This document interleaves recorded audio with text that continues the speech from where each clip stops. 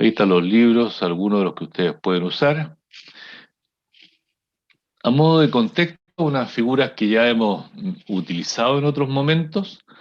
Ustedes pueden ver allí la participación de los tres elementos fundamentales, ¿verdad? Los vasos sanguíneos, principalmente endotelio, las proteínas las proteínas de la coagulación o de la hemostasia, para hablar un poquito más abierto el tema, a propósito de que hoy vamos a mencionar a otra que no tiene que ver con la coagulación propiamente tal, y las plaquetas. Y ven aquí ustedes cómo interactúan plaquetas y factores de la coagulación. Esta figura también la hemos visto como la hemostasia en realidad es un estado de equilibrio hacia dos situaciones patológicas que son los síndromes hemorrágicos y las trombosis. Las patologías estas pueden ser hereditarias o pueden ser adquiridas y pueden involucrar a algunos de los componentes que ya antes hemos mencionado.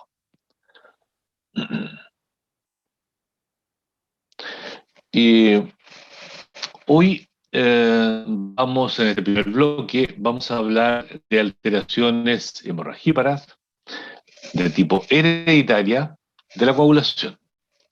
Y insisto en hereditaria porque siendo menos frecuentes, en general la hereditaria es menos frecuente que la adquirida en distintas patologías. La próxima oportunidad, que debería ser la próxima semana, vamos a hablar de las patologías adquiridas. Entonces, para no ir perdiendo el contexto, pongo diapositivas como esta, en que las patologías hemorrágicas o hemorragíparas pueden ser de hemostasia primaria, de hemostasia secundaria o coagulación, y pueden ser hereditarias como adquiridas, como ustedes pueden ver allí y acá. Hoy nos vamos a referir a las patologías de la coagulación hereditaria en este primer bloque. Aquí ustedes pueden ver síndromes hemorragíparos de distinto tipo, ¿ya? Pueden ver allí petequias, ven hemorragia nasal, epistaxis, ven equimosis, ven hemartrosis, ¿ya? Eh, y estos son del tipo mucocutáneo, estos son del tipo músculo esquelético.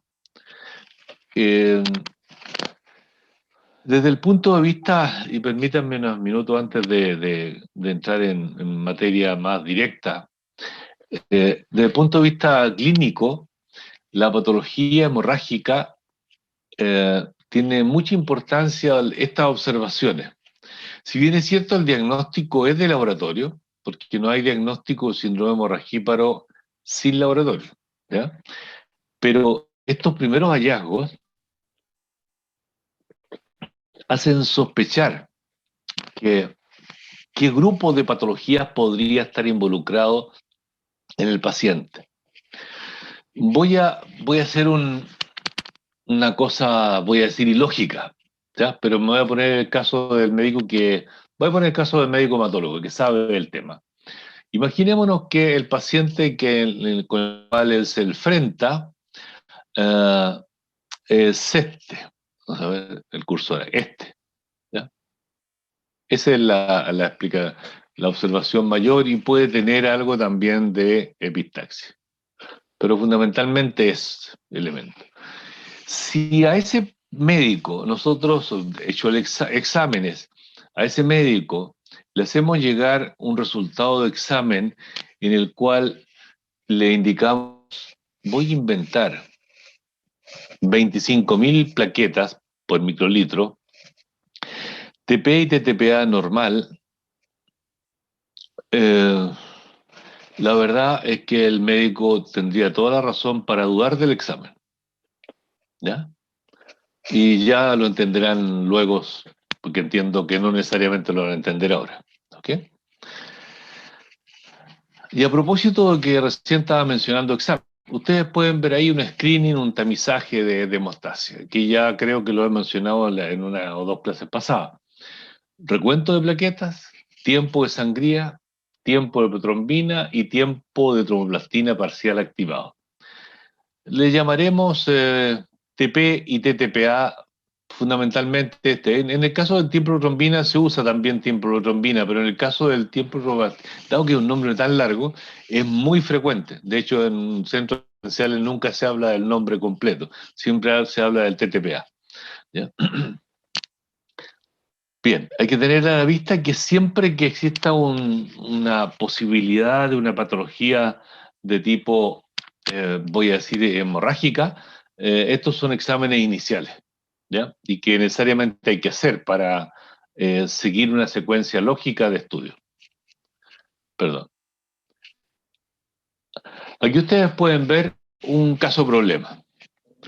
Un niño de 12 años con hematoma en muslo derecho y epistaxis. Se le realiza un hemograma que está normal y en paralelo se le realiza las pruebas de hemostasia de screening que ya les mencioné antes. Tiene plaquetas, como ustedes pueden ver, normales. Tiene un tiempo de sangría normal. Tiene un tiempo de protrombina normal, que es siempre aproximadamente 12 segundos lo normal. Y tiene un TTPA prolongado, que generalmente está entre los 25, dependiendo de los laboratorios, hasta unos 35 segundos, aprox. Como consecuencia de eso, y la clínica, por cierto, ¿ya? Tenemos un paciente que tiene esos signos, ¿ya? Y es un niño, no es una niña, ojo ese detalle, ¿ya? Tiene esta sintomatología y tiene estos resultados de exámenes. Lo que corresponde ante esa situación es sospechar de que pueda tratarse de una hemofilia, ¿ya? ¿Por qué?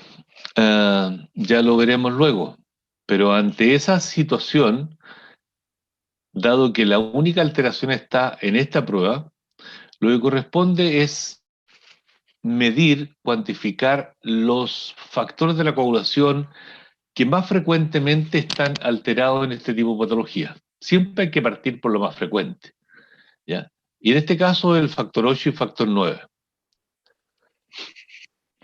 En algún momento les explicaré esto de la C, significa coagulante, ¿ya? Que es una prueba determinada por coagulación. Este también es por coagulación, pero no se estila decirle coagulante.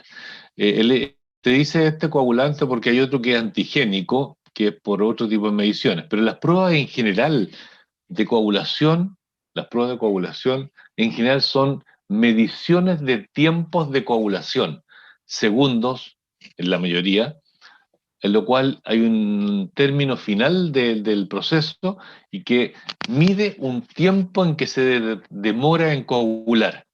Hay distintas formas de medir la coagulación, visual, que es la antigua, ¿ya? Y hoy hay equipamiento que permite medir esa formación de coágulo. Pues bien, ¿qué se observa aquí?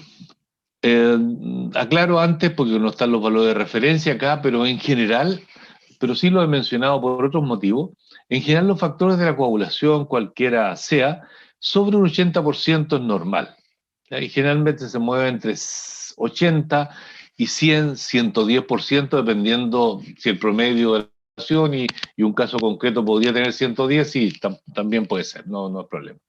Bien, en este caso claramente hay una diferencia, ¿verdad? Factor 9 está normal y el factor 8 está claramente deficiente. ¿Y qué se indicó en ese caso? Se indicó concentrado de factor octavo, o liofilizado de factor octavo. Bien, eso para motivar la conversación, la presentación. Y esto que está con una línea discontinua en rojo y en azul, muestra, bueno, hay un verde también, pero que es menos usado, ya lo explicaré. Si bien es cierto, estos son aspectos de laboratorio, me permito explicarlo muy brevemente para la interpretación de los resultados.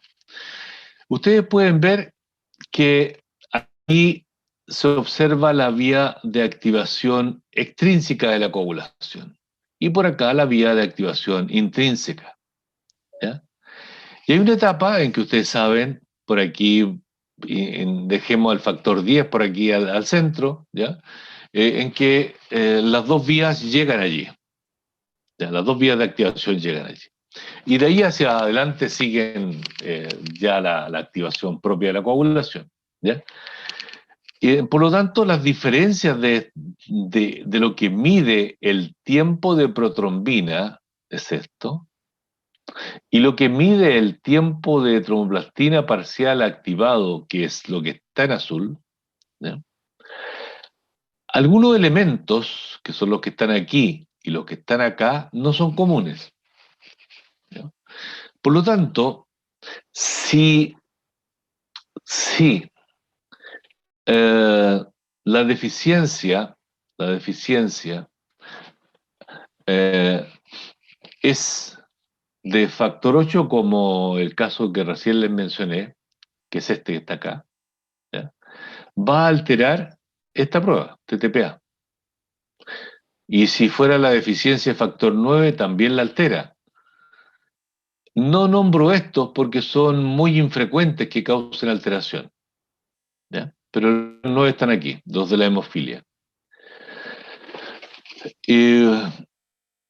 Ustedes me podrían posiblemente decir, ¿y por qué no se altera la otra prueba si también mide esta parte? Bueno, aquí está el TP, mide todo esto que está acá. ¿Ya? Solo lo que no está en líneas comunes se altera en una de las pruebas y no en la otra. Bien. Voy a dejar pasar este porque tiene para esta etapa menos importancia. ¿Okay? Bien, les decía que entre las patologías de la coagulación que son de tipo hereditaria, lo más frecuente son las hemofilias. Y está la hemofilia A y la hemofilia B. La hemofilia A es cuando el déficit del factor es 8 y el 9 corresponde, o el déficit de 9 corresponde a hemofilia B. Es más frecuente la hemofilia A que la hemofilia B. ¿Ya? Del orden del, voy a cerrar la cifra, del orden del 80% versus 20%. ¿Ya? Ahí ustedes pueden ver más claramente algo que ya se veía en las pruebas de coagulación, pero ahí se pueden ver en un esquema más clásico que ya antes les he mencionado, la, la presencia y participación del factor 8 y el factor 9. Recuerden que de hecho hablábamos de complejos de la coagulación. Bueno, este es un complejo, el factor 8 con 9, ¿ya? Recuerden que el 9 es un factor, una serinoproteína no se activa, el 8 es un cofactor, pero a pesar de ser solo cofactor, hay hemofilia si es que está ausente, ¿ya? Y el otro es el complejo de activación de la vía extrínseca, ese es otro complejo. Y otro complejo es el que forma el 10 con el 5, ¿ya? Una vez que ha sido activado. Ahí están los tres complejos. ¿Qué es el complejo protrombinasa? Actúa sobre la protrombina. Bien, ahí están los tres complejos de los que más de alguna vez mencionamos.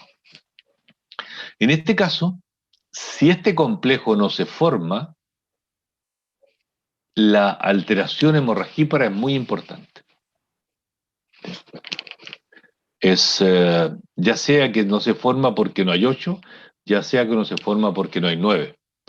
Se desarrollan procesos hemorragíparos importantes como son las filias. Esto no tiene el propósito de mostrar la estructura en estricto rigor de los factores, más que nada y quiero hacer énfasis en la vida media de los factores. ¿Ya? El factor 8 tiene una vida media menor, como ustedes pueden ver aquí, que el factor 9. Por lo tanto, las terapias de reemplazo, cuando deben ocurrir, deben ser más frecuentes aquí. A propósito de factor 8 y hemofilia A, pero en este caso lo estoy mostrando para recordar algo que seguramente mencioné en otro momento. El factor 8 no circula eh, aislado en la sangre. Circula formando un complejo con el factor von Willebrand. El von Willebrand es una proteína multimérica, circula en forma multimérica y tiene varios sitios de unión, que eso estoy seguro que los mencioné en su momento.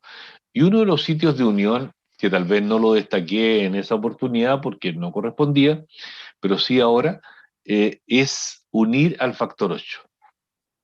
Un sitio de unión del factor von Willebrand es para el factor 8, para un dominio del factor 8, y de esa manera el factor 8 se transporta, voy a decir, protegido por este multímero, porque si no existe, y voy a poner una situación que en otro momento hablaré, si no existiese al nivel de no existencia, que es muy infrecuente, pero es decir, no existencia del factor von Willebrand, un paciente desarrolla clínica de hemofilia, ¿ya? Aspecto de hemofilia, a pesar de hemofilia, porque el factor 8 es degradado, ¿ya? A pesar de que su síntesis es normal, no puede ser transportado en forma protegida, porque no hay factor von Willebrand, y por lo tanto su clínica es de hemofilia, además de su clínica de factor de enfermedad von Willebrand. Eh, respecto a la herencia de la hemofilia, ustedes pueden ver que aproximadamente el 60% de la hemofilia son heredadas. El resto surge como como primera instancia, ¿ya? Y los genes asociados a la proteína factor 8 y factor 9 están en el cromosoma X. Perdón. La herencia muestra esta figura. Ustedes pueden ver a la izquierda si el padre tiene hemofilia, XY, y la madre normal, o acá la madre es portadora XX, eh, y es portadora porque como tiene dos X, y acá solamente tiene un X y el factor está en el X. Los genes de los factores. Las posibilidades se muestran también en la figura, que en el caso del padre estar enfermo, hay posibilidades de 25% de mujeres que son portadoras, y en otro caso está la posibilidad en el caso de la mujer ser portadora, existe la posibilidad de que el hijo sea enfermo de hemofilia. Eh, siempre se ha dicho que la mujer es portadora, pero hace no mucho tiempo escuché una conferencia de alguien que trata pacientes con hemofilia y mencionó que algunas mujeres pueden desarrollar algún nivel de sintomatología. Y por eso puse esa nota ahí. Y esto tiene historia. Ustedes pueden ver allí del 1800, en que en la realeza británica, por allí, se habían descrito casos. Les mencionaba, les mencionaba que los genes de los factores 8 y 9 estaban en el cromosoma X, en estricto rigor están en el brazo largo del cromosoma X, en este caso de la hemofilia A, tiene datos como esto que yo ni a ustedes les pediré que memoricen, pero ustedes saben que si esto lo buscan lo encuentran en segundos. La proteína tiene el orden de los 2000 y algo aminoácidos. ¿Qué tipo de alteraciones se han observado en el gen de hemofilia A? Se han observado inversiones, deleciones, inserciones, mutaciones puntuales, bien. ¿Ya? Pero aquí hay un dato que es importante. Inversiones, En los intrones 22 representa el 50% de las hemofilias graves, como que en la mayoría de las enfermedades, no en todas, pero en muchas enfermedades, la posibilidad es que la enfermedad sea leve, moderada o intensa, marcada, severa, ¿ya?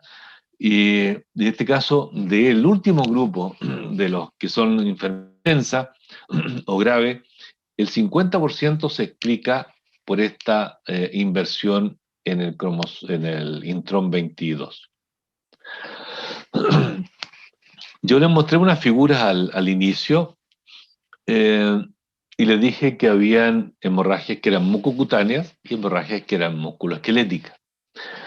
Y les dije que eso era importante y de hecho les puse una situación errada, si es que llegaba un examen, un resultado X y la clínica era de Y, ¿ya? De XY, ¿ya?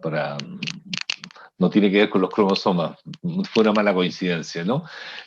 Quise decir, mejor voy a decirlo si había una clínica de A y los resultados eran como de B, ¿ya? En esto tiene que haber una cierta correlación, ¿ya? Eh, y ustedes pueden ver que el síndrome hemorragíparo en, en una hemofilia pueden ser hemorragias internas como hematomas, pueden haber hemorragias externas, sí, muchas veces la hay, como epistaxis sobre todo, ¿ya? Y algo de hemorragia en distintas mucosas también. Y otro es hemartrosis. Las hemorragias externas no son, voy a decir, características de. Si estuviesen aisladas, cosa que no ocurre, pero si estuviesen aisladas, habría que estudiar toda la hemostasia en realidad, ¿ya? Y apuntaría más casi a hemorragia mucocutánea que a musculoesquelética, ¿ya? Pero como estas cosas generalmente sean más complejas, puede haber algo de hemorragia en mucocutánea, pero fundamentalmente aparece esto otro, estas hemorragias internas, que son los hematomas y la artrosis. Estos dos elementos caracterizan a eh, al síndrome hemorrágico o hemorragíparo músculo-esquelético. Aparecen aquí algunas imágenes. Ustedes pueden ver aquí a nivel de músculo, glúteo, acá a nivel de la pierna, acá a nivel del muslo también. Y acá, esos son los hematomas, ¿ya? De distinto tipo y en distintos lugares. Eh, por otro lado, pueden observar hemartosis, ¿ya? La hemartrosis, preferentemente, en realidad la más importante en hemofilia, es la hemartrosis en rodilla, ¿ya? Eh, Cuando estos fenómenos son repetidos, eh, me- a riesgo de adelantar algo que viene en otra diapositiva, el- en los tiempos actuales, en realidad, porque si uno lo lleva a 50 años atrás, uno podría decir, sí, esto se presenta en la mayoría. Pero en los tiempos actuales, si el paciente, luego de diagnosticado, que seguro va a ser en etapa temprana, en la niñez, se mantiene en control, porque en cada hospital, por lo menos a nivel provincial, existe algún médico o hematólogo o médico dedicado a la hematología y que tiene hay un programa de hemofilia. Y para estos pacientes, estos eventos debían ser lo menos frecuentes posibles, ¿ya? Porque tiene sus complicaciones el que se desarrolle una hemartrosis. Una hemartrosis va a dificultar el movimiento, va a existir una acumulación de hemosiderina en el tiempo y esa sangre no se va a reabsorber fácil. Y cuando se reabsorba, algo del resto de lo que había en la, en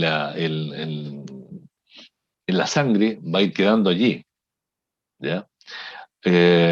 Y eso va a ir deformando y alterando la articulación, ¿ya? En todas sus partes. Hay tejido blando en una articulación. ¿ya? Y eso se va a ver alterado. Y en la etapa más aguda va a dificultar el movimiento. En la etapa más tardía, algo también, y cuando se repite, ya empieza a haber deformación y por lo tanto alteración en el movimiento, en el caminar. Eso lleva a una alteración a nivel, una menor uso de la masa muscular, y lo cual va a llevar a una atrofia muscular también de los miembros inferiores, generalmente digo por lo de las rodillas. Ahí ustedes pueden ver imágenes de hemartrosis, ¿ya? Imágenes mayores allí. Ustedes pueden ver este nivel de hemartrosis después ya no permite movimiento, ¿ya? La articulación está absolutamente difusionada ahí. Manifestaciones externas ya las comentábamos, pueden existir sangramientos mucocutáneos también, pero claramente, para no confundirnos, existen las manifestaciones mucocutáneas de petequias, epistaxis, gingivorragia, que se caracterizan por las alteraciones de la hemostasia primaria, ¿ya? Sea función o disminución de plaquetas, pero sin lo otro. Pero cuando está lo otro, le hace el síndrome hemorrágico músculo-esquelético, puede también estar esto, pero lo otro es lo fundamental desde el punto de vista diagnóstico. Aquí ustedes pueden ver que, como en todas, o como en algunas enfermedades, más que en todas, existen niveles de alteración. Y se refiere tanto al déficit de 8 como 9, hemofilia A, hemofilia B, respectivamente. Y pueden ver lo siguiente, que en la clínica puede ser hemorragia espontánea, es decir, sin mediar trauma alguno. Puede ser con trauma o bien con trauma o cirugía. Y la concentración del factor puede ser para 8 o para 9. Menos de 1%, es decir, casi no existe, ¿ya? Eso es una enfermedad, una hemofilia grave. Y es del orden del 40% de los casos. Si se trata de una hemofilia moderada, está entre el 1 y el 5% de factor, del orden del 30% de los casos. Y entre el 5, ¿ya? El 5 o sobre el 5 en estricto rigor, para no confundir con el sobre el 5, ¿ya? Leve, del orden también del 30%. ¿Ya? Entonces, recuerden que los niveles de factores normales, las concentraciones, esto es cuando se mide, se hace la medición específica de un factor, es del orden del 80% hacia arriba. Pero ya alguna vez también les dije que si alguien para algún factor determinado tiene 50% hacia arriba, en general no va a presentar alteraciones hemorrágicas, ¿ya? Desde el punto de vista diagnóstico, algo hemos estado diciendo a propósito del caso problema. Y ahí ustedes pueden ver que el abordaje es el que mencionamos cuando hablamos del caso. Un screening de hemostasia. Imagínense ustedes un caso siguiente. Eh, un niño de 8 años con esa sintomatología, se le hace el screening de hemostasia, ¿ya? Que recuerden es recuento de plaquetas, TP, TTPA y tiempo de sangría si el recuento de plaquetas es normal, ¿ya? Recuerden que no se realiza tiempo de sangría en pacientes trombocitopénicos. Menos de 100.000 no corresponde realizar porque va a estar prolongado. No por función, sino que por número. Y, y si la alteración corresponde a una eventual hemofilia, se debe cuantificar el 8 y el 9. Ya hemos mencionado, ¿verdad? Aquí las pruebas. Y Voy a mencionar esto del TTPA diferencial, si bien es cierto, ya es muy infrecuente que esto se haga, ¿ya? Pero casi va a ser histórico en realidad.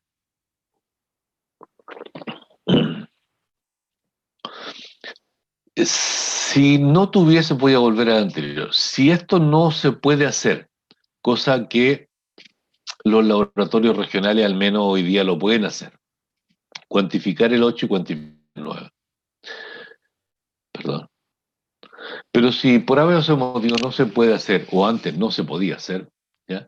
¿Cómo diferenciar si puede ser hemofilia A o hemofilia B? Básicamente de la siguiente manera, ahí está un poquito corrido eso ahí, ubíquenlo acá y ahí.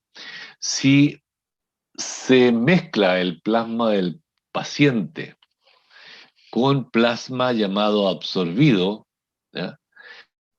Si se trata de hemofilia A, se normaliza. Si se trata de hemofilia B, no se normaliza. Esto porque el plasma absorbido tiene factor 8. Al revés, si se tratara de hemofilia B, se normaliza la prueba, en este caso del TTPA, ¿ya? Esta prueba que está entre los 25 y 35 minutos, perdón, quise decir segundos aproximadamente, ¿ya? Y está prolongada, digamos, 60 segundos, se normaliza la prueba, es decir, tiende a los 30 segundos. Si es que se trata de una hemofilia B, se va a tender a normalizar agregando suero envejecido, porque el suero envejecido es rico en factor 9. Básicamente porque tiene una sobrevida mayor, una vida media mayor el factor 9.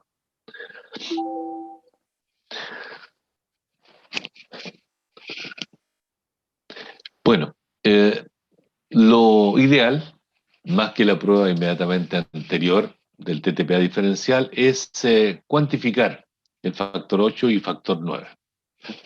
Y para ello existen kits comerciales en que son deficientes en 8 o deficientes en 9, en forma absoluta. Es decir, tienen todos los otros factores menos el 9 o menos el 8.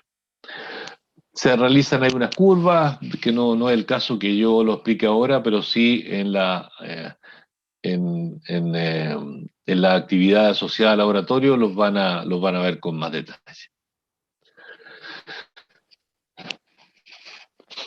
Desde el punto de vista, imaginemos que se hace el diagnóstico. Tiene clínica de una hemorragia musculoesquelética, es un niño, eh, se hace la dosificación, se hacen las pruebas de laboratorio, la única alteración es el TTPA prolongado, y se le hace medición y es el factor octavo el que está disminuido. Hemofilia A, sin discusión.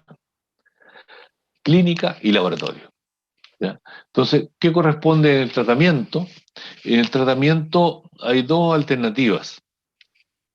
Ante un evento hemorrágico, es en demanda, es decir, hay un episodio y hay que administrar factor octavo, ¿ya? Pero lo ideal es que seguramente la primera vez va a ser en demanda, ¿no? Porque se presentó el caso, digamos, ¿ya? Pero hacia adelante lo ideal es que el paciente esté en control regular, ¿ya?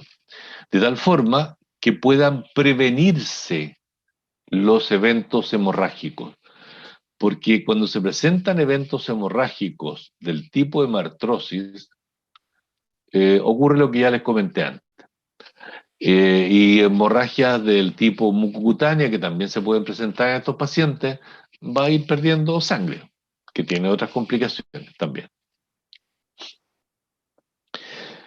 En este caso, lo que ustedes pueden ver es, bueno, hemostasia local, desde el punto de vista de compresión, en las situaciones que correspondan. También ácido tranexánico, que lo que, en este caso, fibrina que se forma es fibrina valerosa, por lo tanto hay que cuidarla.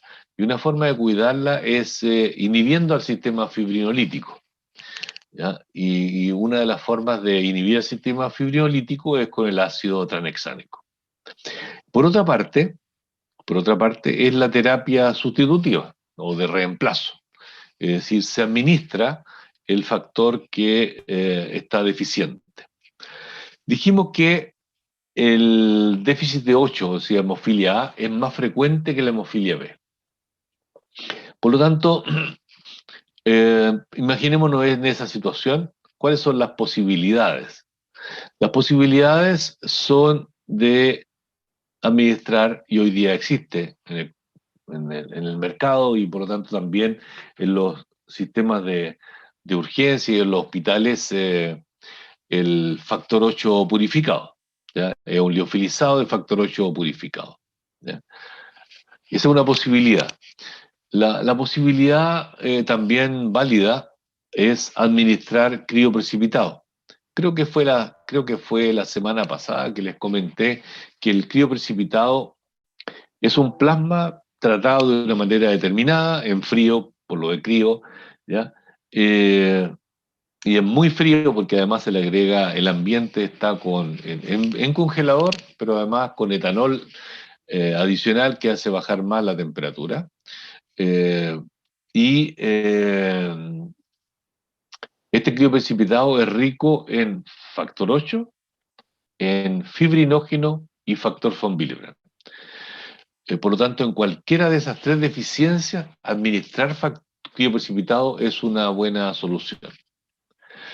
Respecto al factor 9, también hay purificados de factor 9, ¿ya? Y una solución más radical, como sería la terapia génica,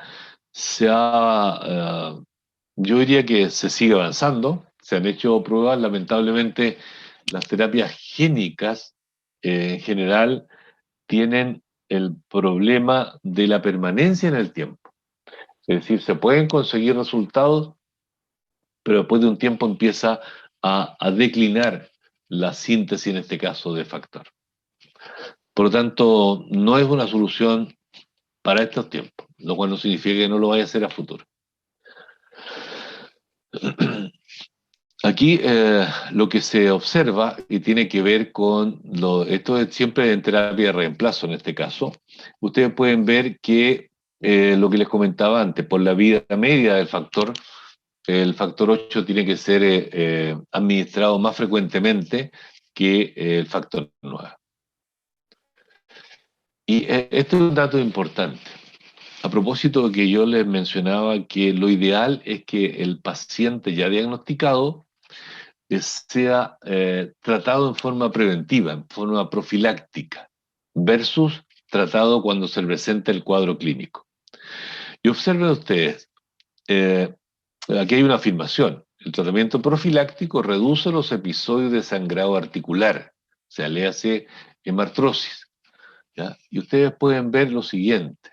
Si se usa profilaxis, es decir, que el paciente regularmente está en un control con el hematólogo o hematóloga del programa de hemofilia, va a recibir el tratamiento adecuado, ¿ya? Forma profiláctica.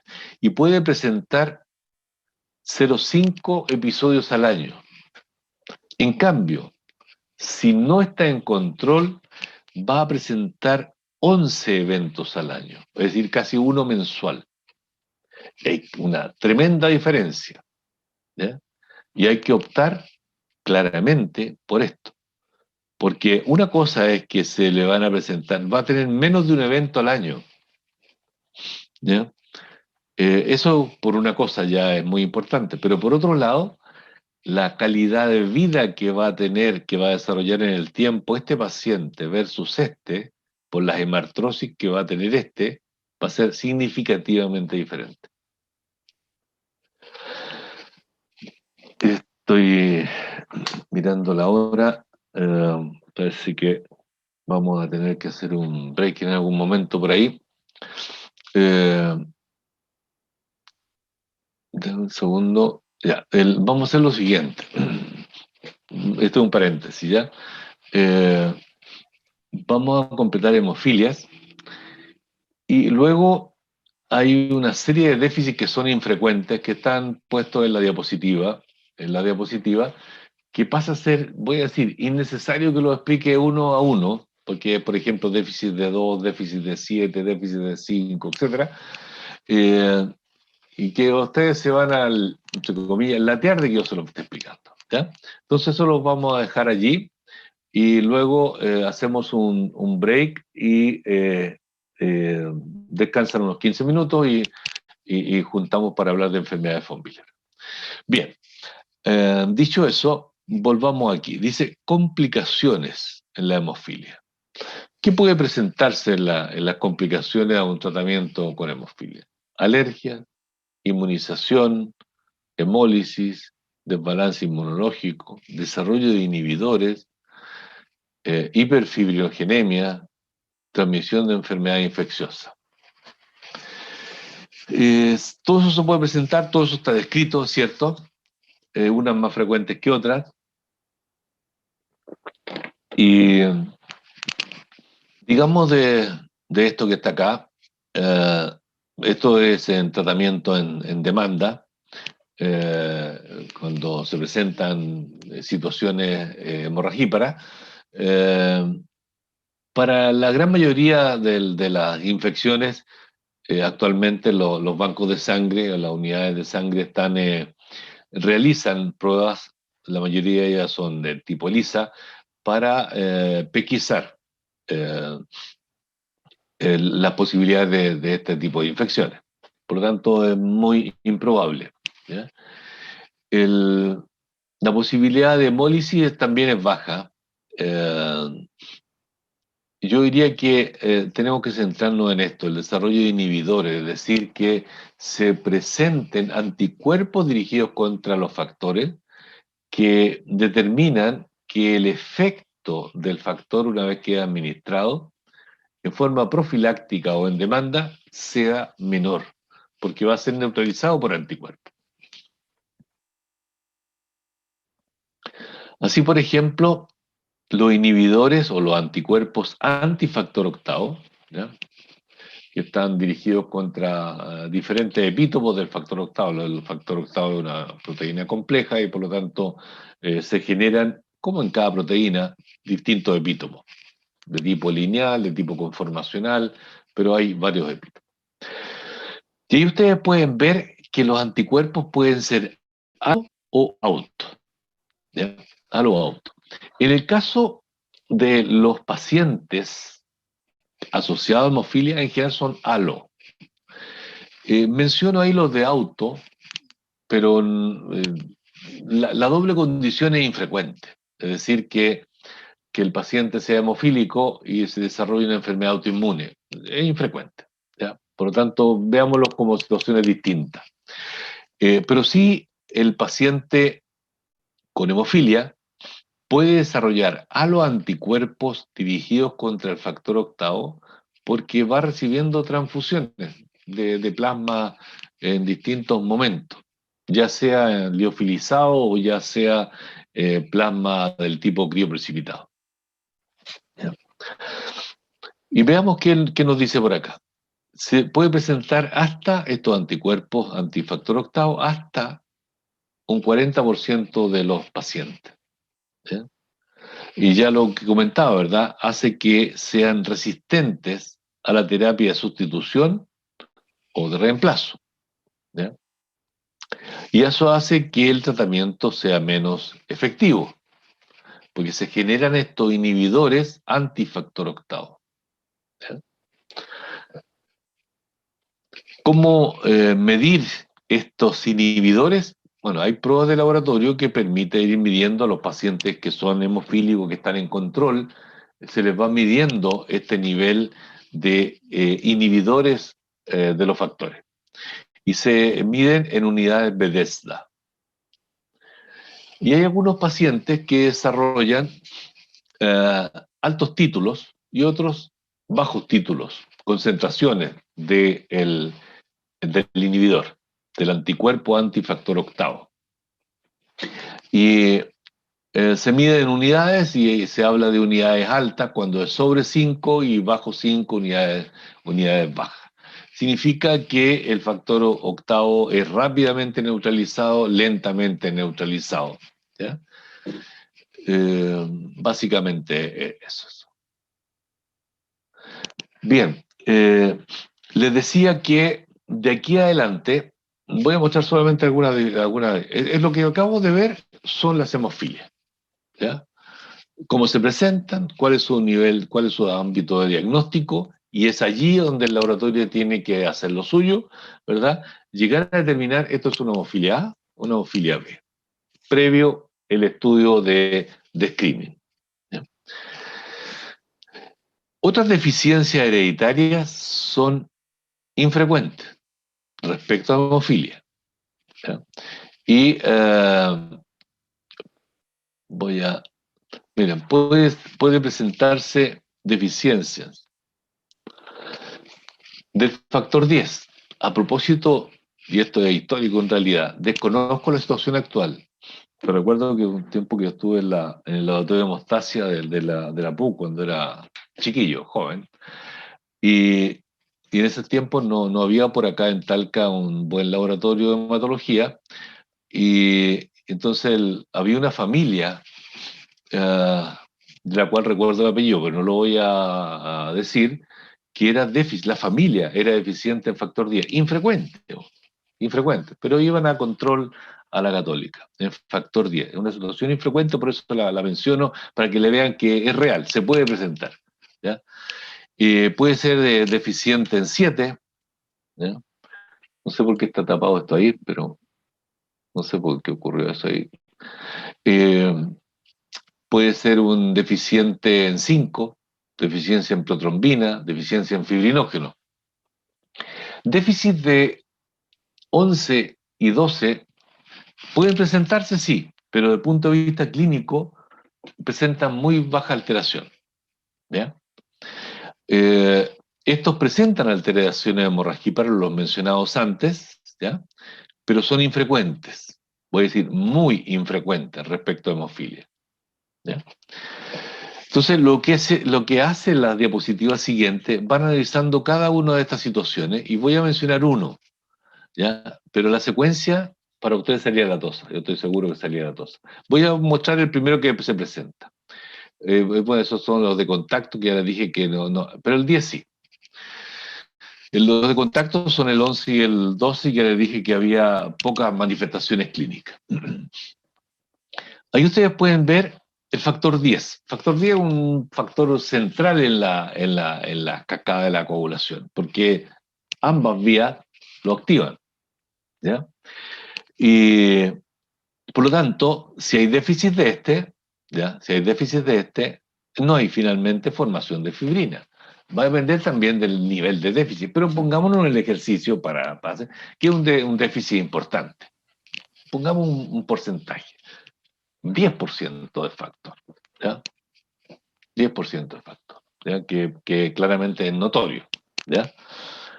Eh, También uno podría ponerle menos de 5, menos de 1, pero eso ya es una situación extrema. Menos de 1 es claramente una síndrome hemorragia muy importante. Pero digamos que hay un déficit importante de factor. Que el síndrome hemorragíparo, el síndrome hemorragíparo en general, va a ser de tipo musculoesquelético, ¿ya? Y, perdón, eso ya lo vemos, ¿Qué va a pasar con el laboratorio? Es lo que me interesa en estricto rigor que conozcan bien, ¿ya? Vamos a realizar recuento de plaquetas, tiempo de sangría, TP, y TP, tiempo de trombina, y TTPA.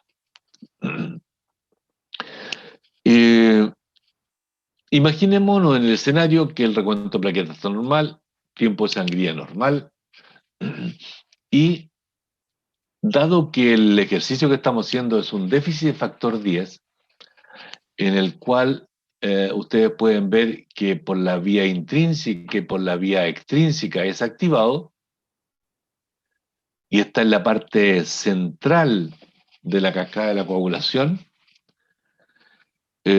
Si es que está deficiente, se van a prolongar ambas pruebas de screening, el TP y el TTPA.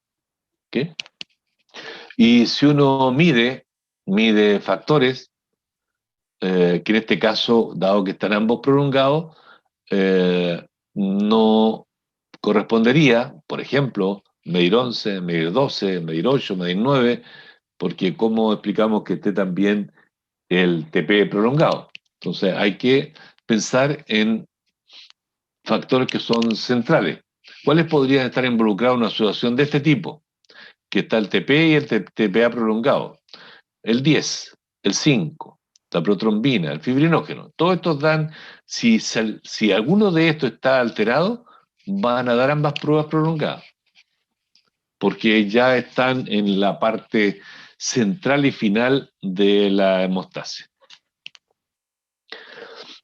Eh, Bien, en casos de este tipo también hay factor 10 concentrado y ofilizado, y la otra posibilidad es factor plasma completo, que se guarda, hay una proporción de las unidades de sangre que se guardan como plasma fresco congelado.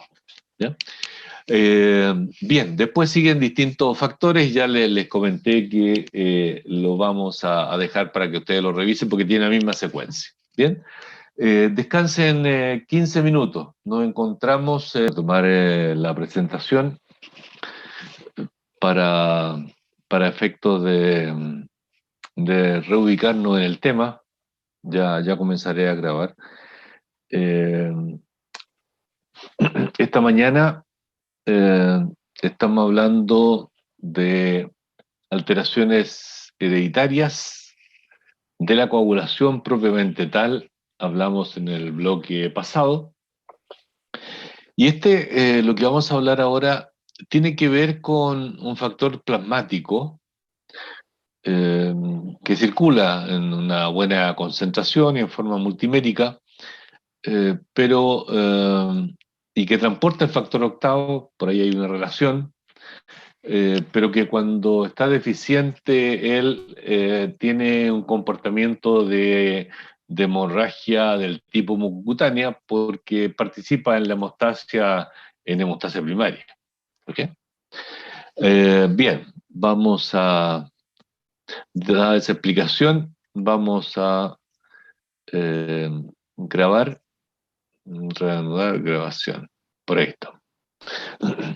Ahí ustedes pueden ver que se trata de la enfermedad de von Willebrand. La enfermedad de von Willebrand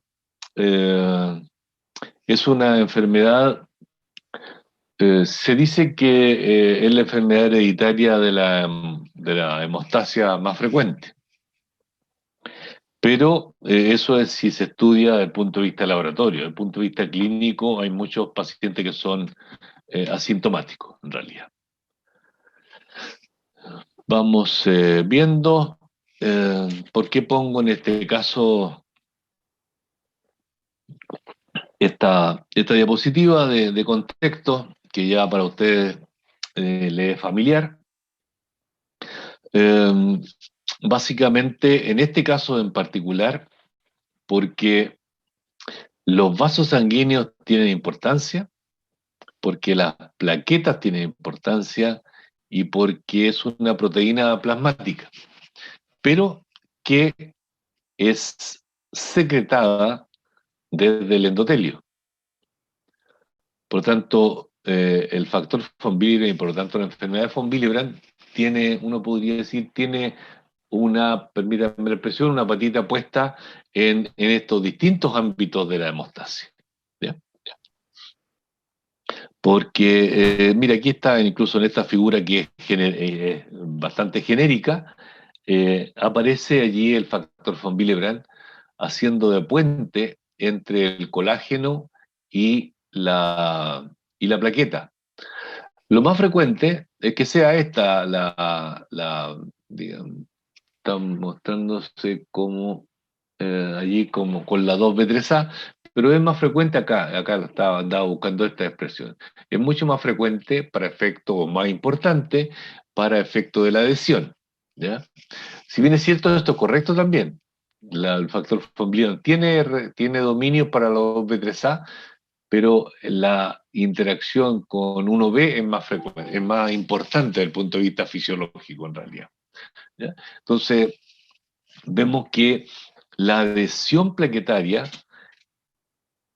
es dependiente en forma muy importante de la presencia de factor von Willebrand en cantidad y calidad. Recuerden que hay muchas proteínas que se ven alteradas en función y no en cantidad. ¿Ya? Entonces, en este caso hago hincapié en eso, que se requiere factor von Willebrand en cantidad y calidad adecuada para que la hemostasia primaria funcione bien. Y ya lo mencionaba antes, la hemostasia secundaria también requiere al factor von Willebrand porque transporta el factor octavo. ¿Bien? Vamos hacia allá entonces. Estamos en el contexto de alteraciones de la hemostasia en el ámbito hemorrágico, ¿ya? Hereditario, y en este caso particular del factor von Willebrand, que es una proteína plasmática. Perdón. Y desde el punto de vista hemorrágico, como ya lo he comentado, tiene una participación más importante en una hemorragia. Estoy pensando en las situaciones más frecuentes de enfermedad de von Willebrand. Tiene un comportamiento del tipo síndrome hemorrágico de tipo mucocutáneo, por lo tanto hemostasia primaria. Pero como ya le he comentado, también podría comportarse como una patología hemorrágica musculoesquelética si es que el déficit es absoluto, porque une al factor octavo para transportarlo y si no hay factor von Willebrand, no hay factor octavo disponible en circulación y por lo tanto aparecería como una pseudohemofilia. ¿Bien? Pero eso es muy infrecuente. Las patologías de enfermedades von Willebrand que se presentan habitualmente tienen que ver con síndrome hemorragíparo mucocutáneo. Aquí ustedes pueden ver nuevamente estos síndromes hemorragíparos. En este caso, lo más frecuente es que se trate de un síndrome hemorragíparo mucocutáneo y voy a decirlo, más que con petequias, es sangramiento de mucosas, epistaxis, gingivorragia, sangramientos ginecológicos, entre otros. Esta numeración de exámenes de laboratorio ya lo hemos mencionado, pero bien vale la pena mencionarlos nuevamente porque se tienen que familiarizar con ellos, no solamente con sus nombres, no solo saber qué miden, sino que saber usarlos, saber cuándo se altera uno, qué significa, si se alteran dos, qué significa, si se alteran qué combinaciones, qué tipo de patologías podría implicar, y luego, como esto es una etapa de screening, qué determinaciones, qué procedimientos se deben hacer asociados al laboratorio posteriormente para llegar a diagnóstico definitivo. Porque este es un screening de hemostasia. Perdón. Aquí ustedes pueden ver un caso, problema. Un niño de 10 años, no recuerdo si el niño anterior tenía 10 años o algo parecido, pero también podía poner 8 y el caso sigue siendo igualmente válido. ¿Ya? En este caso, el niño tiene epistaxis y tiene equimosis. Podríamos agregar gingivorragia también, es decir, sangramiento de encías. Entre los exámenes tiene un hemograma normal, es decir, para la edad podría tener 11, 12 gramos de hemoglobina, puede tener 8.000 leucocitos con 50% de linfocitos y plaquetas, bueno, están mencionadas dentro del screening de hemostasia, tiene 200.000 plaquetas. ¿Ya? Cerré la cifra. Tiene un tiempo de sangría de 10 minutos, tiene un tiempo de protrombina de 12 segundos, tiene un TTPA de 55 segundos. Si ustedes recuerdan cifras, hasta 8 minutos, tiempo de sangría, hasta unos 35 segundos, TTPA, plaquetas y tiempo de protrombina están normales. ¿Ya? Eh, Tiempo de sangría, eh, ¿por qué está prolongado? ¿Por qué está prolongado el TTPA? Esperemos que vamos a ir resolviéndolo a medida que hablemos de la patología. Aquí hay una sospecha para el clínico y el laboratorio de que esto podría tratarse de una enfermedad de von Willebrand y por ello se hace agregación plaquetaria y se hace el estudio de enfermedad de von Willebrand y se indica que el paciente debe recibir desmopresina cuando sea sometido a cirugía. Tengan esto a la vista eh, cuando, cuando vamos desarrollando el caso. Y observen un detalle aquí, porque el estudio específico de parámetros asociados a enfermedades von Willebrand. El factor 8, perdón, quise decir el factor von Willebrand antigénico, es decir, la cantidad de proteínas, factor von Willebrand, está en 15 unidades internacionales por decilitro, eso está disminuido.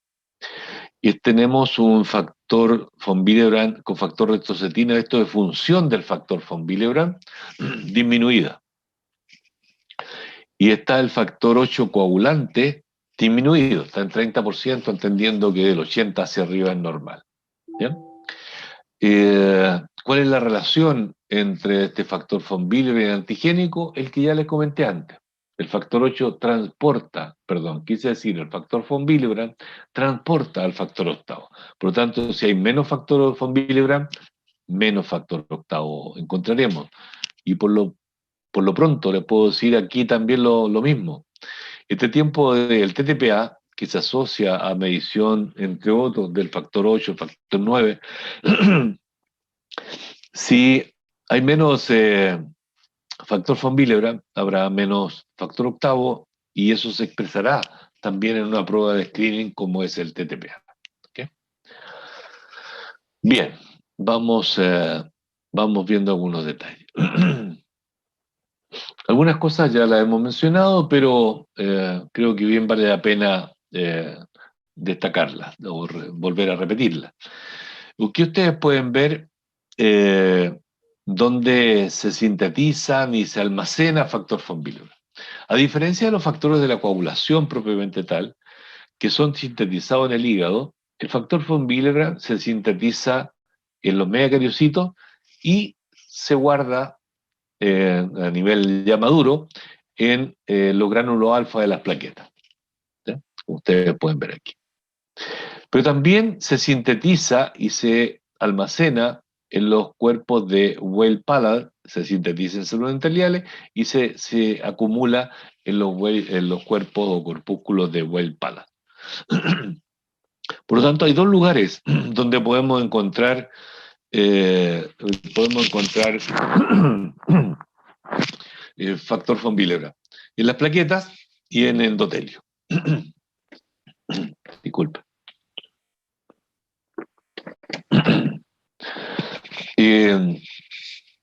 Y también les decía que el factor von Willebrand está circulante, está en el plasma, al igual que los otros factores de la coagulación. Pero en este caso, el factor von Willebrand, que es sintetizado como monómeros, se polimeriza, ¿ya?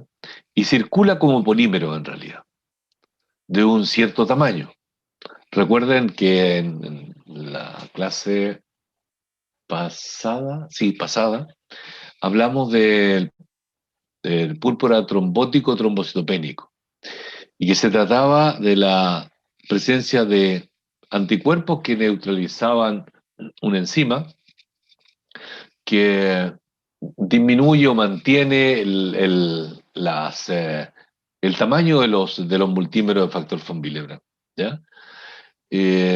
Por lo tanto, siempre circula dentro de un cierto rango, amplio el rango, como ustedes pueden ver ahí, entre 500 y 20.000 kilodaltos.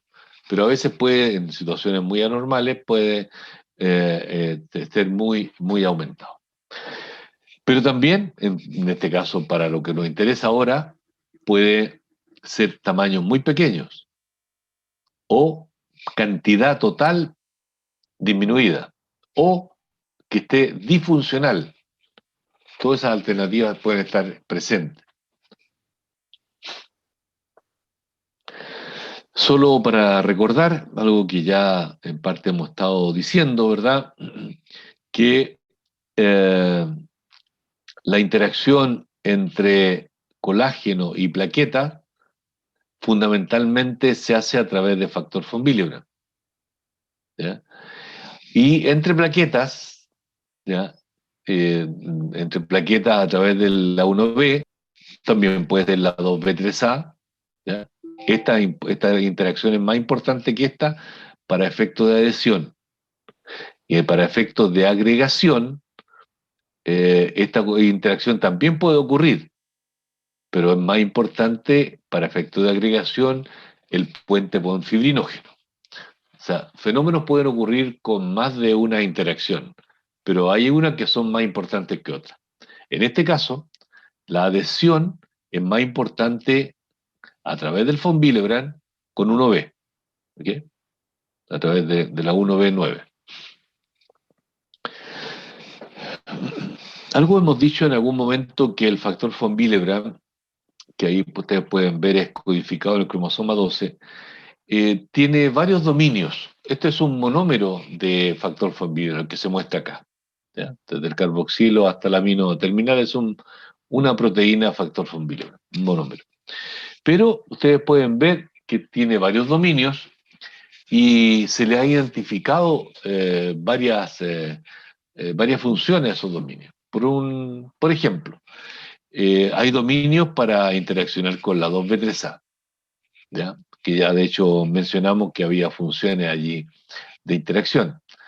Puede interaccionar para efectos de adhesión con el colágeno por una parte y con la 1B9 por otro, ¿ya?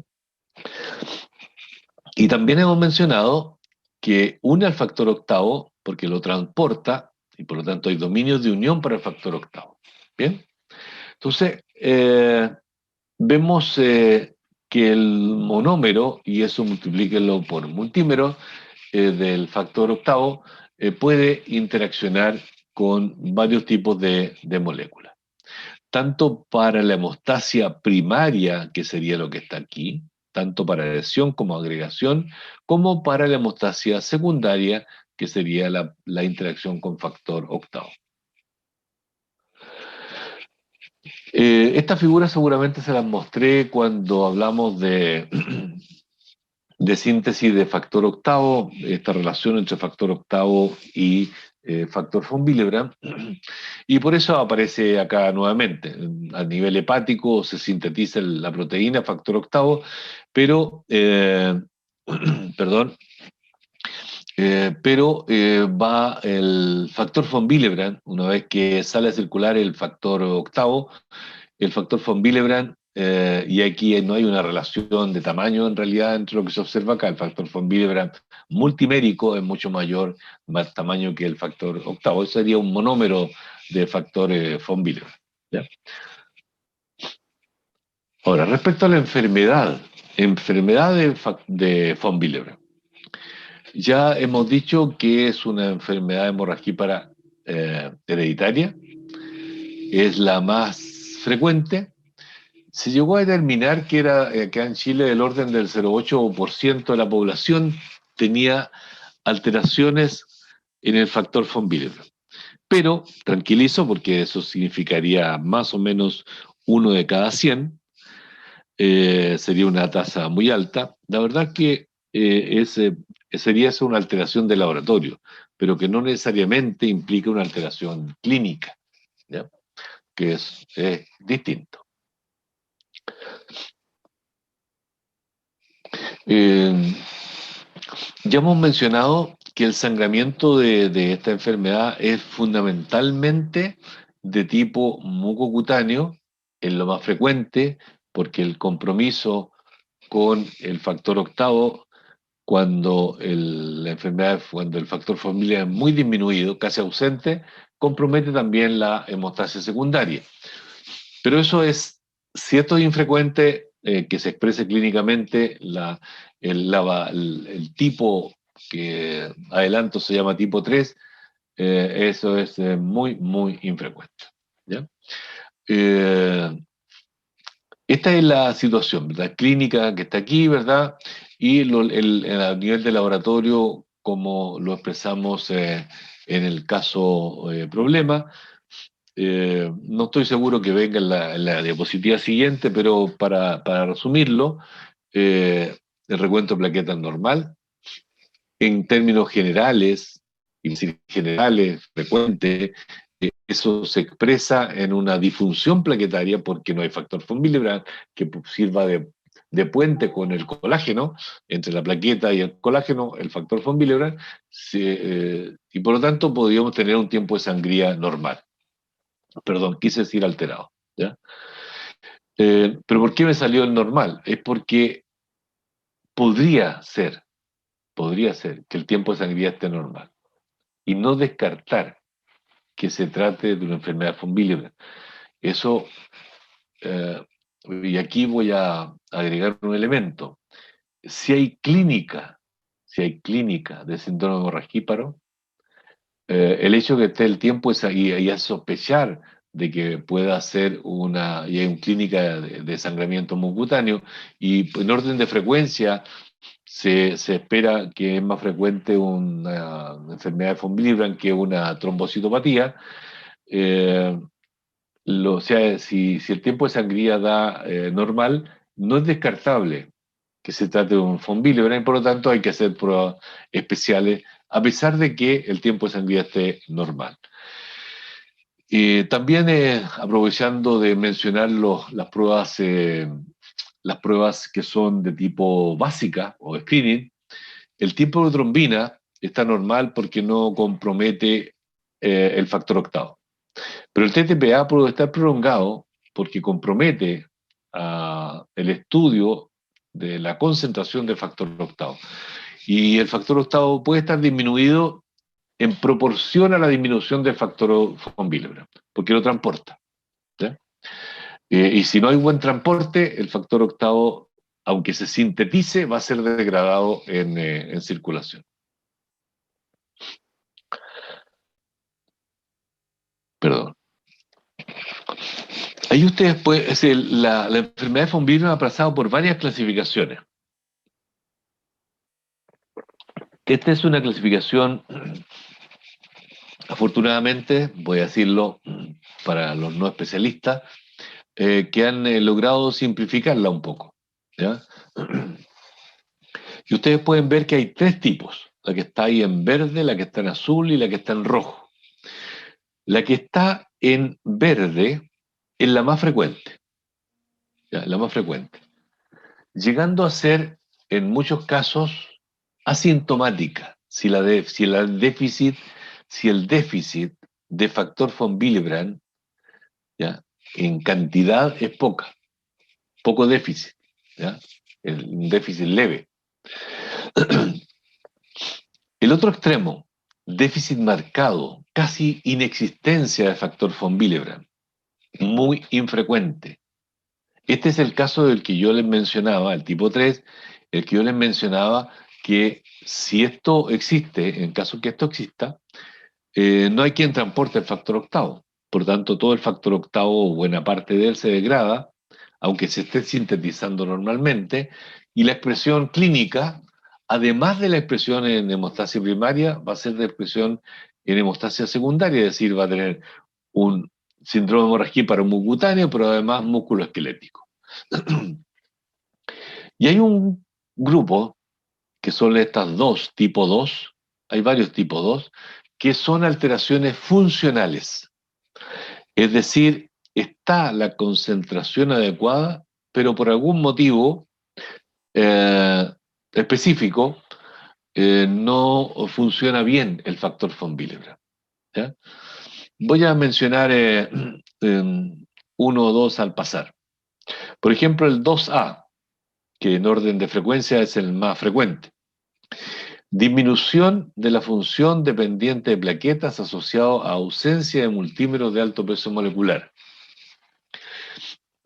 Los, decíamos por ahí en una diapositiva que los multímeros normalmente circulan entre 500 y 20.000 kilodalton, ¿ya? Multímeros que voy a poner un ejemplo, que estén en 100 kilodalton, son multímeros pequeños respecto al 500 que es el piso. Entonces esos multímeros no tienen una función adecuada, ¿ya? Ese es el punto, ¿ya? Pequeños multímeros no funcionan bien desde el punto de vista de la hemostasia, ¿ya? Otra situación eh, es el caso el 2N, N de Normandía, fue descrito por allí. Y ustedes recuerdan que el factor von Willebrand en uno de sus dominios une factor octavo, ¿ya? Une factor octavo. Se describió, es muy infrecuente, en la situación en que este dominio presente un cambio en su secuencia aminosídica y por lo tanto no une adecuadamente al factor octavo.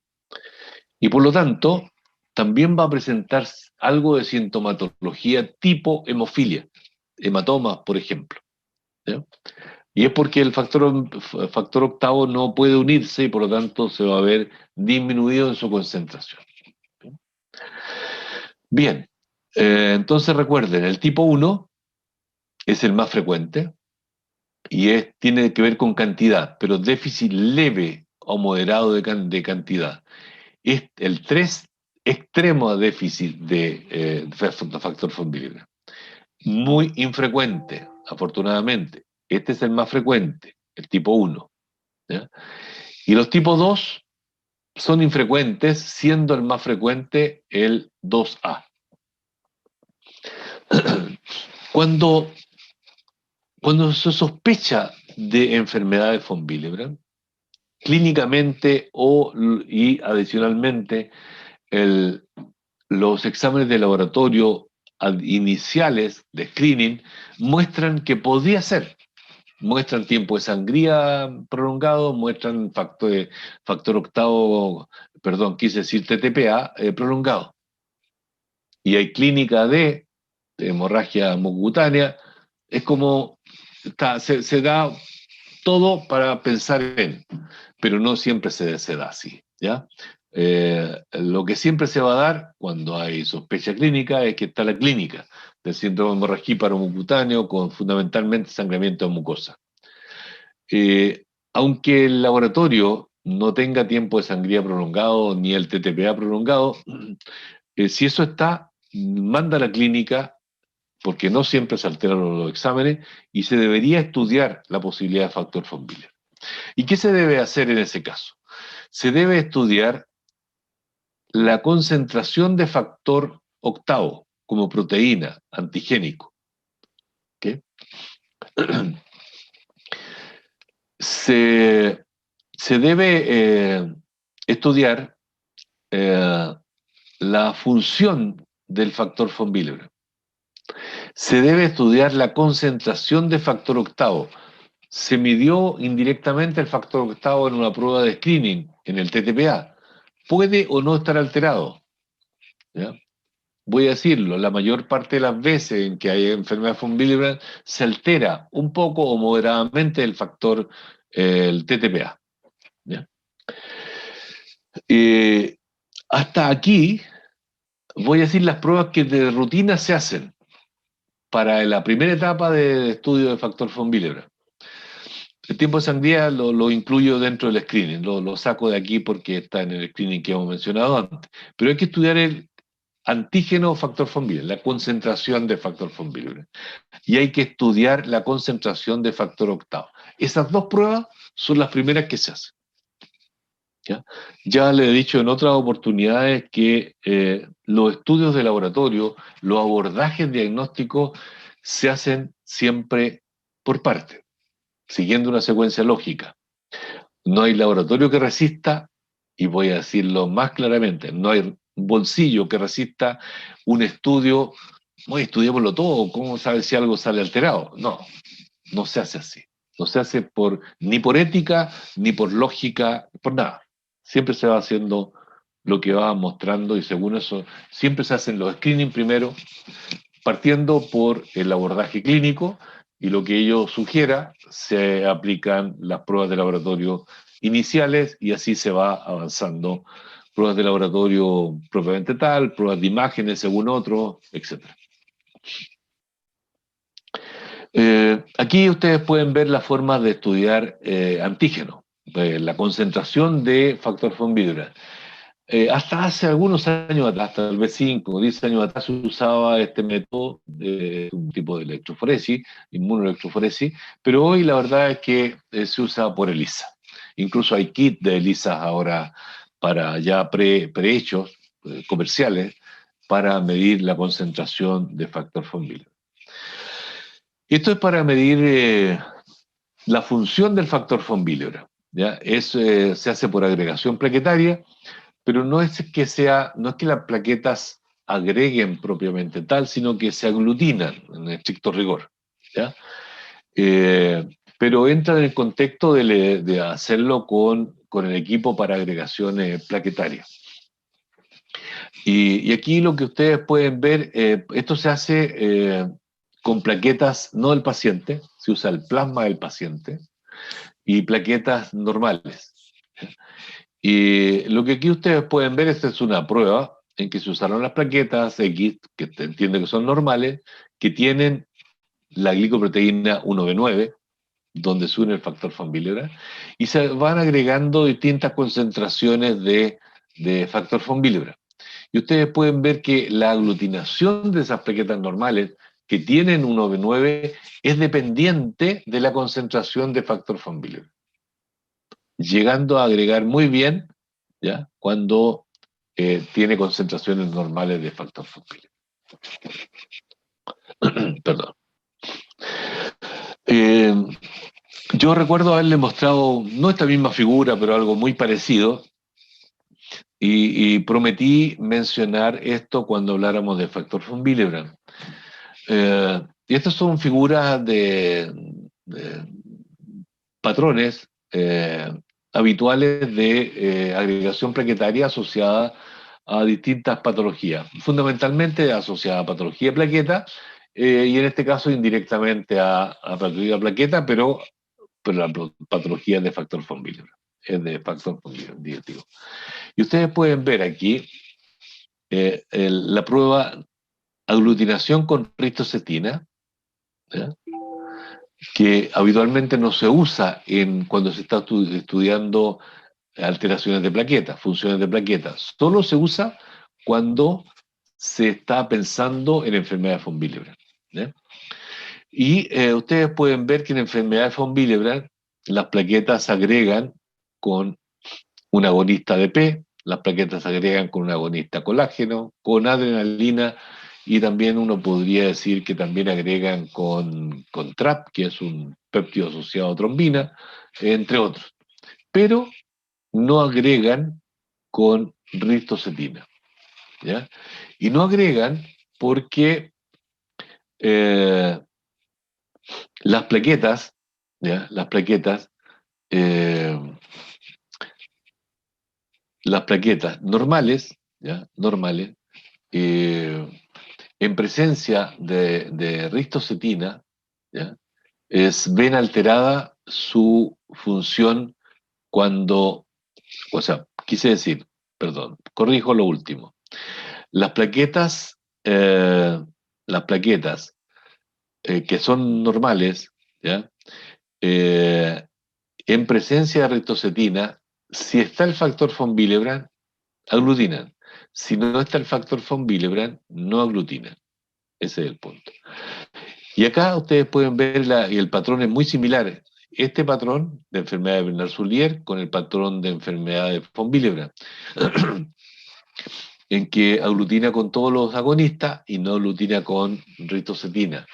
Y el punto acá es que las plaquetas de un paciente con enfermedad de Bernard-Soulier no tienen un OB9, ¿ya?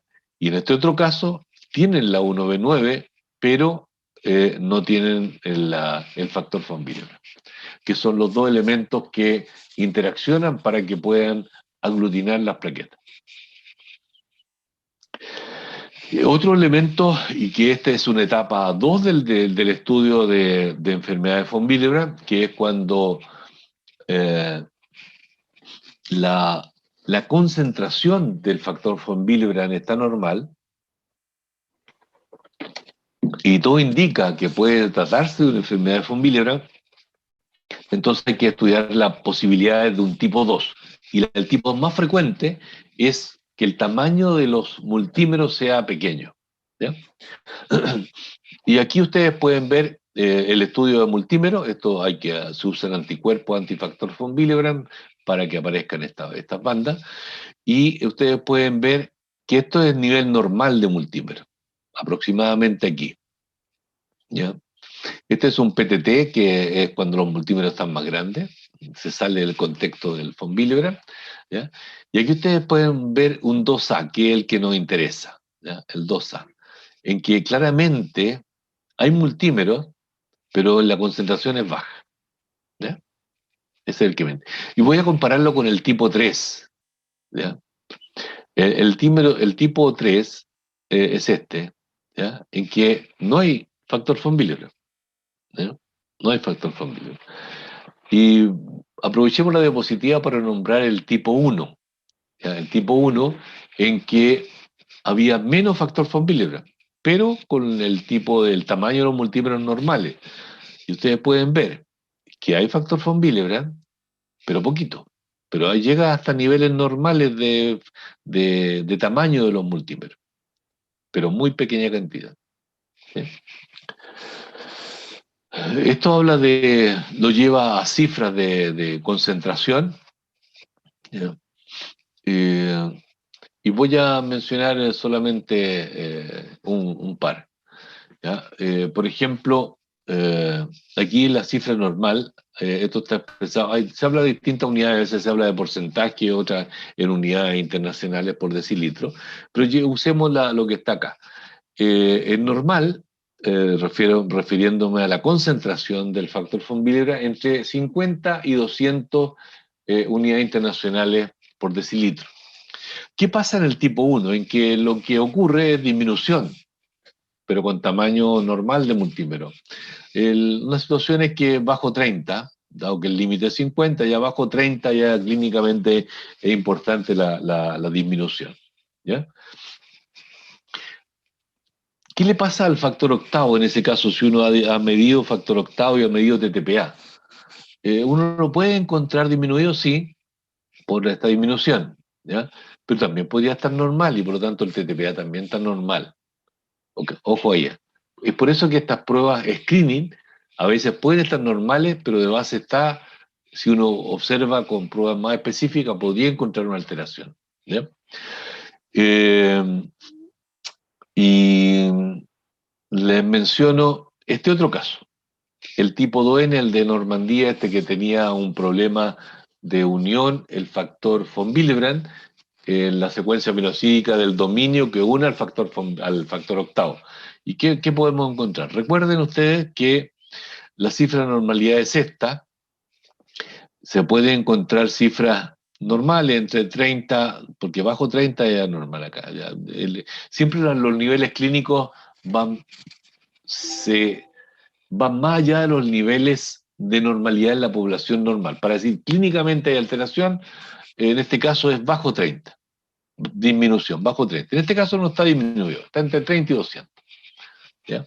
Pero ¿qué pasa con el factor octavo? Disminuido, que hay un problema no de concentración de factor von Willebrand, sino de que función del factor von Willebrand no une al factor octavo, por lo tanto no lo puede transportar.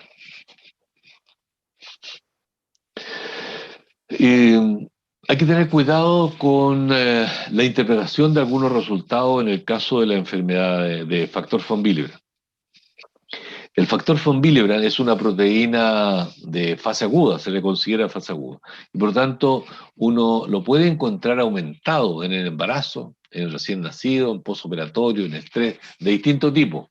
Por lo tanto, si hay clínica de la patología y la concentración o el diagnóstico no se puede hacer, se sugiere repetir el examen a distancia de estas situaciones que están aquí mencionadas. Si es que se hace el diagnóstico, ¿qué se puede hacer desde el punto de vista de tratamiento? Voy a mencionar lo que está aquí en directo primero, ¿ya? Crío precipitado o un concentrado liofilizado de factor von Willebrand. Ya le he dicho que tiende a aislarse en conjunto por el hecho que van unidos en plasma, tanto en los liofilizados que se obtienen a partir de plasma, como en el crioprecipitado que se obtiene directamente, se prepara en los bancos de sangre. Cuando uno tiene un concentrado en factor octavo, también tiene factor von Willebrand, ¿ya? Por lo tanto, crioprecipitado y el liofilizado de factor octavo también tienen factor von Willebrand. Por lo tanto, son posibles de usar en situaciones de hemorragia, ¿ya? Pero me refiero a ahora, a la desmopresina. La desmopresina es útil en muchos casos de déficit relativamente leve o moderado de factor von Willebrand. Observemos esta situación. La desmopresina es un fármaco que se inyecta, ¿ya? Y tiene un efecto positivo muy rápido cuando, desde el punto de vista de la liberación del factor von Willebrand desde el endotelio de los cuerpos de Weber-Pallard, ¿ya? Y ustedes pueden ver una situación aquí. Comparemos esta columna donde dice preinfusión al postinfusión y lo comparamos con estos tres parámetros. La concentración de factor 8, bien digo, que factor 8, por un momento tuve una duda, pero no, factor 8, está bien. Asociado al factor von Willebrand, tenía un 48%. Y después de administrar desmopresina, 160, o digamos sobre 100. Factor von Willebrand, concentración del factor antigénico, ¿ya? Concentración. Aquí está expresado un porcentaje, como ustedes pueden ver, ¿ya? 38% después de la administración de desmopresina, 100%, 110%, ¿ya? Lo que está aquí indicando es que la desmopresina liberó de los cuerpos de Weber-Pallard antígeno del factor von Willebrand en forma multimérica, el cual pudo unir al factor 8 plasmático, lo protegió y claramente los dos están en situación de normalidad, ¿ya? Por otro lado, desde el punto de vista funcional, ¿ya? Si se llegara a estudiar la función, que en estricto rigor, debo decirlo, no pasa a ser necesario, bastaría con estas dos pruebas, ¿ya? Pero ya que está aquí en la diapositiva lo comento.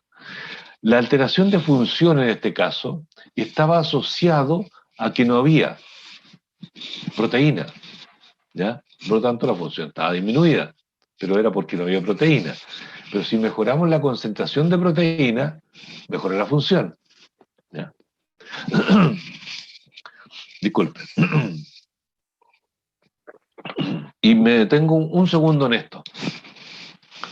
Es muy importante cuando uno sabe que puede, en esta u otra situación, es válido, estar alterada la cantidad y o alterada la función. No, quise decir o alterada la función de una proteína determinada, que tiene una función determinada en la fisiología.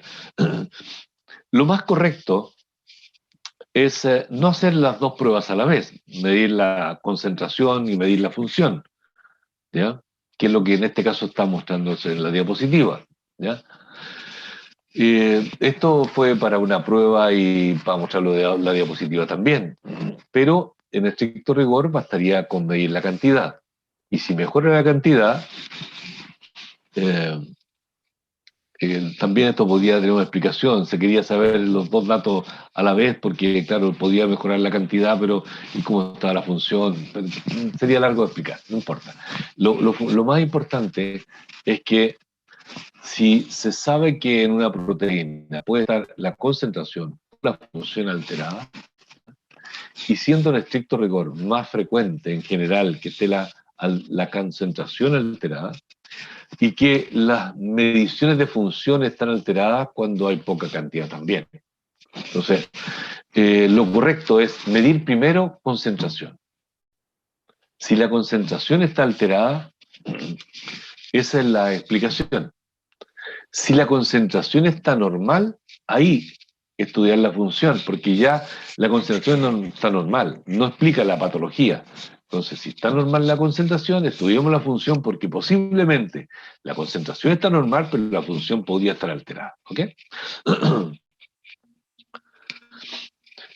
Eh,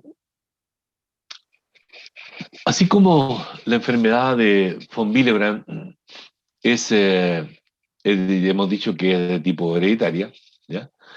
Eh, Está descrito la presencia de una enfermedad von Willebrand adquirida. Y básicamente se trata de anticuerpos dirigidos contra el factor y que interactúan contra distintos epítopos del factor von Willebrand, eh, alterando su función. Uno que puede, un anticuerpo antidominio que une al factor 8, un dominio que une al factor colágeno, al colágeno, uno que une a la 1B, otro dominio que une a la 2B3A, y entonces claramente altera su función. ¿Y dónde se ha visto la presencia de anticuerpos antifactor von Willebrand? De tipo primario, forma idiopática, como surgen otros autoanticuerpos, puede surgir un autoanticuerpo antifactor von Willebrand. Y también asociado a patologías, o sea, secundarios, anticuerpos, autoanticuerpos secundarios, como en enfermedades renales, en patología oncomatológica, en cardiopatías también. Perdón. Y ojo con esta tabla terminamos. Miren, este es para, les cuento, les voy a contar el final de la historia para que la observen con esos ojos. Existen muchas pruebas de hemostasia, de laboratorio me refiero. Pero